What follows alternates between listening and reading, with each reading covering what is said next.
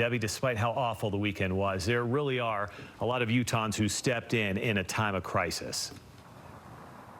That's exactly right, Mike. After those shots were fired in downtown Salt Lake City, there were several people that rushed in to help some of those people find shelter and protect them as they were running to find safety.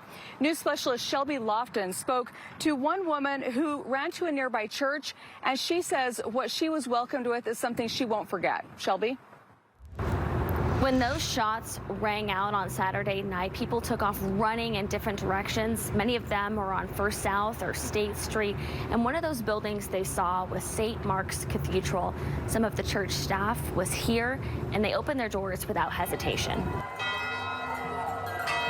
In the very tail end of the march, people started running and yelling, "Shooter, there's an active shooter." Countless people at Saturday's No Kings demonstration said the day was going smoothly. There was an amazing vibe. Until chaos broke out. So someone kept yelling, "Go to the church." Kim Paterzo says she hesitated outside of St. Mark's Cathedral. I didn't want to get blocked in on anything. Bishop Phyllis Spiegel was one of the church leaders ushering people inside. I didn't hesitate a single moment. To safety. The non-anxious presence is the way we're trained to be as clerics.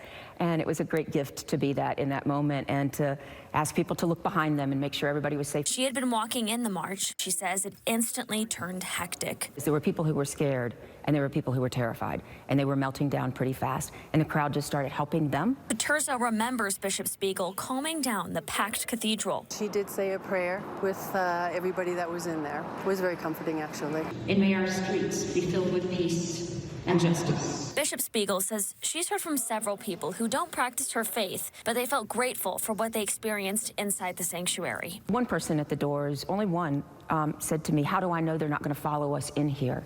And I said, "Because I will stop them." She says even during the scariest parts of the night, there was beauty, human beings helping each other. I think angels are all around us, and we get to do that work with one another. And when we are given that help, we are more likely to turn and be that helper for someone else. Kim Paterzo told me after everything that happened on Saturday, this church will always be a beacon of safety and comfort for her. In Salt Lake City, Shelby Lofton, KSL 5 News. Shelby, thank you. Definitely a silver lining there.